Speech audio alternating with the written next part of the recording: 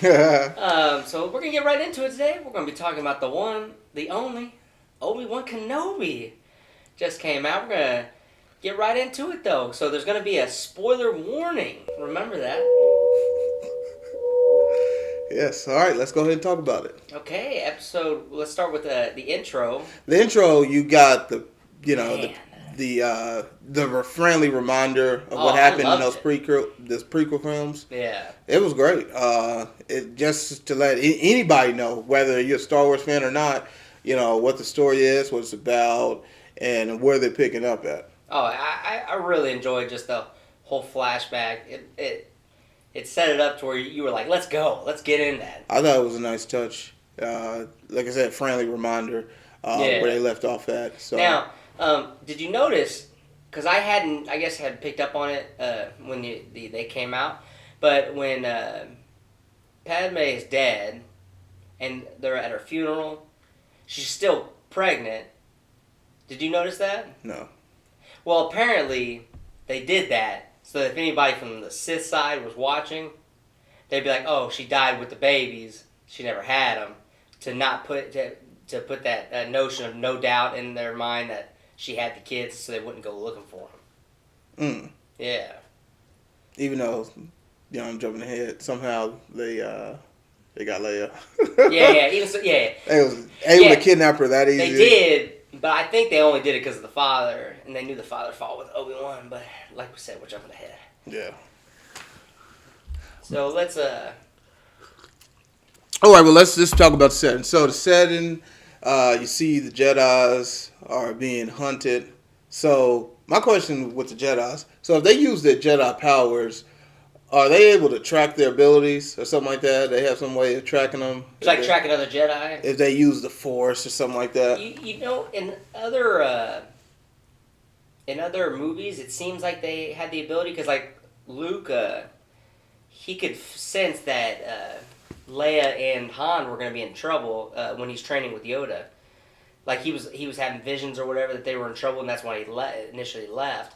But you would think that these Inquisitors would be able to just feel the Force. Because I'm saying, because Obi-Wan, I say Obi-Wan. Obi-Wan. Obi-Wan Kenobi. He wasn't using his powers as much. And it seemed like he was hiding it. Of course he's hiding, but is he also hiding his abilities? And the reason why I ask that is because later on in the film, not the film, the show, you see him use the Force to save someone. And he strains himself. He strains himself to use it, but it's like it's ability he hasn't been using for like a long time. I'm gonna say that he just hasn't used it, and after a while, it's like you forget how to do it as a reflex. You lose that reflex. But I'm asking, can they sense later on? And I know I keep jumping ahead, but later on when he was hiding, she was like she could feel him and all this and that. So I don't think she could feel him. She was able to extract the information out of the guy that knew where he was going. That's because she used her powers. Yes, but she wasn't able to feel him because she didn't know exactly where he was. But she sensed him though.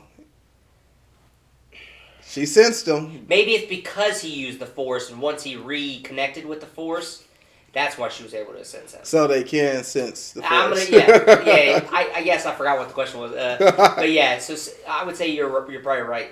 They can kind of sense the Force because when they're the Inquisitors first get in the cantina and they're trying to find the Jedi. They know he's there, but they don't know which guy he is. And that's the whole reason for the throwing of the knife, and then the Jedi stops it. So they just, maybe they could feel the Force coming from that area. They just couldn't pinpoint who it was. Yeah. That's what I'm thinking. Okay. Which, that was a good scene, the first scene we see in the Inquisitors. I thought it was a great opening scene. And then I felt that it was like a little mellow start. The way they started with the show, Obi-Wan, he's hiding. He's pretending that he's only watching over Luke. Yeah. And that's just his excuse to continue to keep hiding and stuff like that. Well, I think they've done nice where we can see the struggle. Mm. He has failed as a master. his Padawan turned to the dark side. Yeah. So he has this internal struggle where he is not good enough to train anybody, but also he feels like he's not good enough to train anybody, but he also feels like once Luke is ready and showing signs of becoming a Jedi, he has an obligation to teach him the ways of the Jedi, so as to not turn to the dark side. That's true. In my opinion, that's what I was getting from it. I mean, he is there, he's watching over him, but he is hiding, and that just all comes to circle when that other Jedi finds him and says, "Help me, let's try to take him down." Also, I have one issue, a production issue with that scene. The camera work in that scene was overly shaky for no reason. Now, it's a difference. If it's going to be shaky to try to portray something, maybe someone's viewing something or something like that, or something's about to happen.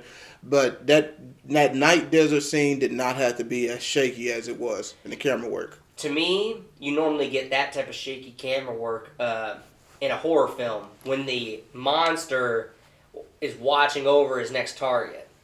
You know what I'm saying? Mm-hmm. So I do agree with you. It was kind of weird because he wasn't there to attack him. He was there to say, "Help me, master." And then, for some of the point of views, I thought somebody was watching. Nobody was watching. I thought it was too. I thought somebody was laying a trap or something. Mm-hmm. And not even it was the Inquisitors. Maybe like the Sand people were setting a trap, just waiting for somebody to come through. But yeah, it seemed like he was getting ready to be under attack. So it was shaky for no reason. Uh-huh. So that's production fault, Disney. I'm just saying, I like your work. You guys are the best studio, but the camera shakiness wasn't needed. Still a good show. It didn't take away. No, it didn't take away at all. That's just for that scene. It didn't have to be as shaky. Warp stabilizer. And we see Leia a little bit in this first episode. Yeah. She's So she found out that she's adopted. Kinda, sorta. Didn't it seem like she always knew she was adopted? I don't think she always knew. No. Okay. So her adopted cousin.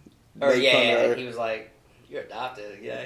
Yeah. But then she's like, so. What I don't get is she using the Force to read people's minds, or is she just saying this stuff because she reads them? I'm not sure. I can't get a grasp. It's like they're almost trying to say, "Hey, look, she's got powers," or "Hey, look, she's one with the Force," or something. I haven't seen it. Well, they haven't shown her abilities just they yet. They haven't showed it either. We haven't even seen Luke up close yet. Yeah, I don't think they're going to get into Luke on this one. At least this season. That's just my perspective. Wow. I don't think they're going to. That's a big... I mean, they already got too much focus on Leia. You think? That's just what I think, at least for the first season. I could agree with you on that, though, because I thought we were initially going to go straight to Luke. But we didn't. I mean, we did see him a little bit, and I love the callback. His father started out as a pod racer. Mm-hmm. Luke's running around, and then he jumps on the hood, and he's like, he's going around acting like he's pod racing. Mm-hmm. Obi-Wan got to see Anakin, as a young Anakin, win a pod race, and then he sees Luke taking after his father. Yeah, that's great. It's also interesting, once again, jumping ahead.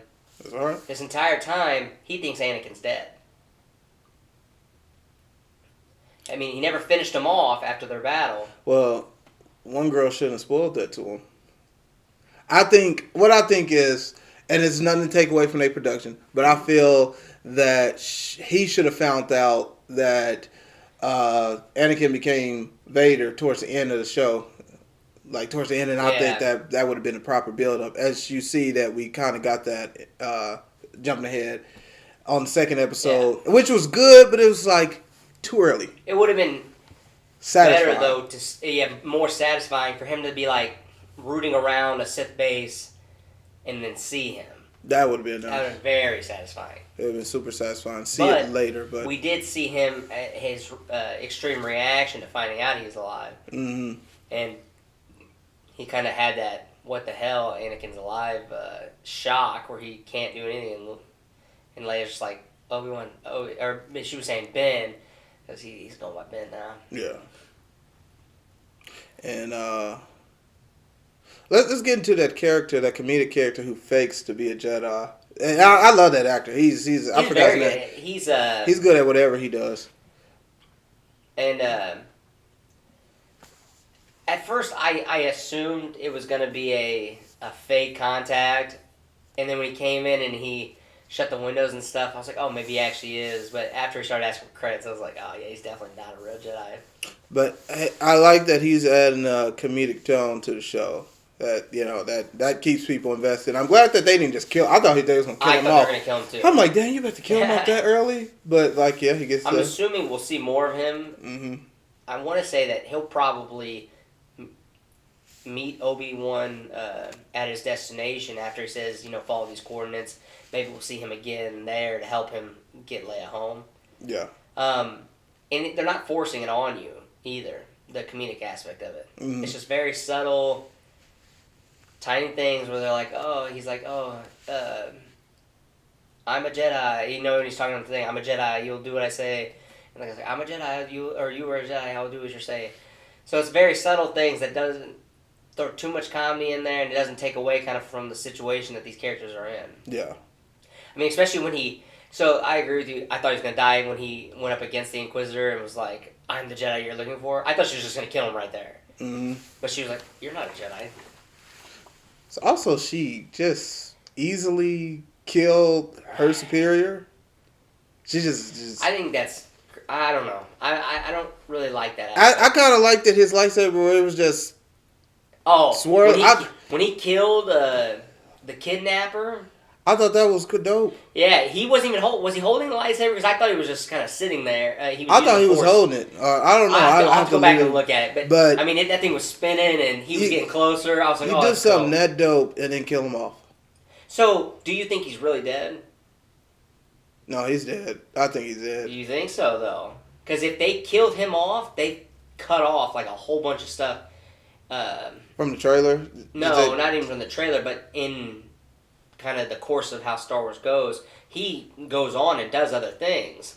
So they just ended his career at right there. We'll see. But we saw Darth Maul get chopped in half, and somehow he's still alive. You mean like in Han Solo? The You mean the reason, the one with the red with the horns? Yeah. Wasn't that like it's prequels? That's how Star Wars does it. So wasn't that like before he was killed? I guess. Well, no, I think he's alive after. I don't know. I was talking. Angel said that's something that him and Darth Maul and his brother. Who? Angel. Oh, my bad, y'all. We were talking about Darth Maul and his brother and how they teamed up, but that might be before he died as well. But we have seen it where, I mean, in The Mandalorian Season 2, Cad Bane showed up, and he died real quick. But he was also the oldest version of himself in Mandalorian. So hopefully we'll see him earlier on. But so we just got to see how they keep up with continuity. Yeah, maybe this was the end of his life, and we'll see him beforehand. But it's going to be interesting to see how they do that. Yeah, it depends on continuity. My question, do you think we're going to see Qui-Gon as a Force ghost? I mean, they're already kind of hinting that Obi-Wan can talk to his master, and he's asked for his help a couple times, and he has not appeared yet. We'll see. I think it'd be kind of cool if we see him. Now, at this point, is Yoda still alive? At this point, yes, Yoda is still alive, but he is on the planet, the abandoned planet, I believe. You think Yoda's gonna pop up somehow? I don't think so. Some type of teaser of him? It would be... Maybe towards the end they give a teaser or they send some type of message or something. Only if Obi-Wan leaves to go visit him, I think. Yeah. Because I don't think Yoda leaves the planet he's on. From Episode 3 to when Luke finds him. Yeah. And then ultimately his death. There's a lot of time jumps. A lot of time jumps. There's a lot of time jumps in this show. Yeah, so... Yeah, growing up I wasn't really all that of a Star Wars fan, but... Now watching the films and seeing how they do the work and lighting and everything that comes with Star Wars and the fact that they use an Unreal Engine on a lot of the stuff that they do, well, it's good. Well, and I think it's almost exactly like what Marvel's doing. Star Wars has the ability... It's Disney. It's the same thing. Well, it's Disney, yes. So Disney has the ability to pump out shows, which is easier way to portray a lot of these characters, and then... maybe we'll see a movie down the line with not with Obi-Wan, because like we were talking about, Obi-Wan's got a kind of definite storyline here. Yeah. He's alive. He helps Luke. He dies. So who knows how many seasons we'll get? Yeah. I'm assuming we'll at least get 2, just because I don't think they could fit his entirety of his life in this one season. But we can't get many more than 2 probably, because if anything, we'll see before he gets old, and then maybe after he gets old, and that's it. We won't see the in between.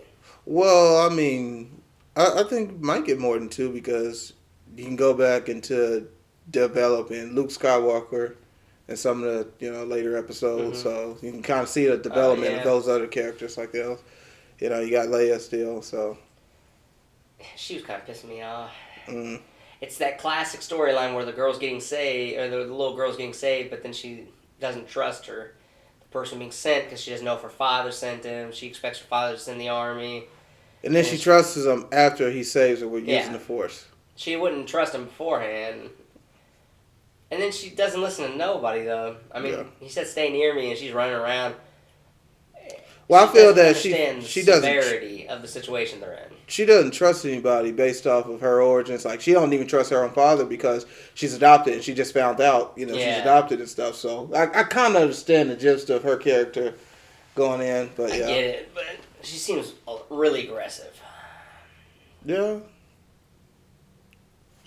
That's just my opinion on it. I understand. But I'm going to say we'll probably see the Grand Inquisitor again. Now, what happens? Does she say that Obi-Wan killed him? Because, I mean, you can't really track a lightsaber wound to a certain lightsaber. Do you think they're going to skip over to death? I hope they don't skip over, because if anything, that 5th brother, the one with the helmet, he's going to get suspicious, for sure. As far as their ranking system, like, who's... I think it's just, the ranking is just of when they came in. Because I don't think that she was after him. I don't know. So I'm assuming they said that the Inquisitors are Jedi that turned to the Sith. Yeah. We saw a bunch of kids being protected by their master in the when Order 66 was enacted. Do you think she's one of those children that was there? I'm not sure. Because why is she so obsessed with Obi-Wan? That's the question. Yeah, I was confused. Like, she seems like it's something else. She is so obsessed with him.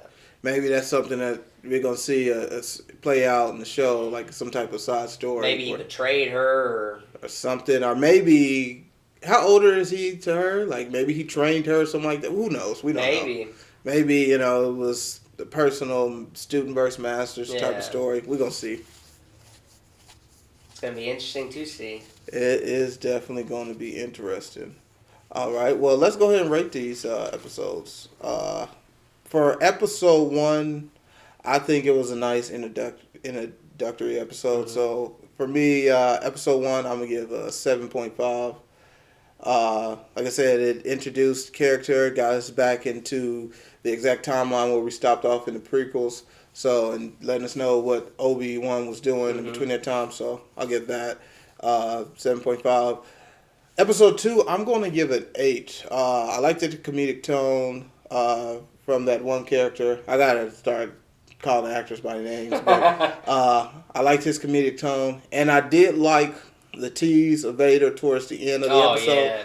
But just because I liked it doesn't mean that I didn't want to enjoy that towards the end of the show.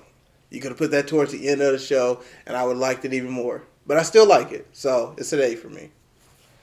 Yeah, for this first episode, I'm going to give it a 7 because, like you said, I mean, a lot of it was setting the ground for the whole season. And then for the second episode, I'm gonna give it a 7.5. I'm not going full 8 on this one because we're only going up from here. And I can't wait to see what these new episodes come out with. And I just expect so much more from it that every other episode from now on will be 8s and up. I guess we're going to see in later Fast Star Review episodes whether, they go 8 from up for you. Stay tuned. Stay tuned. All right. Well, we'd like to thank you for joining us on another episode of Fast Star Reviews. Again, I'm Jamel. And I'm Frank. And we're going to see you on the next one. Peace.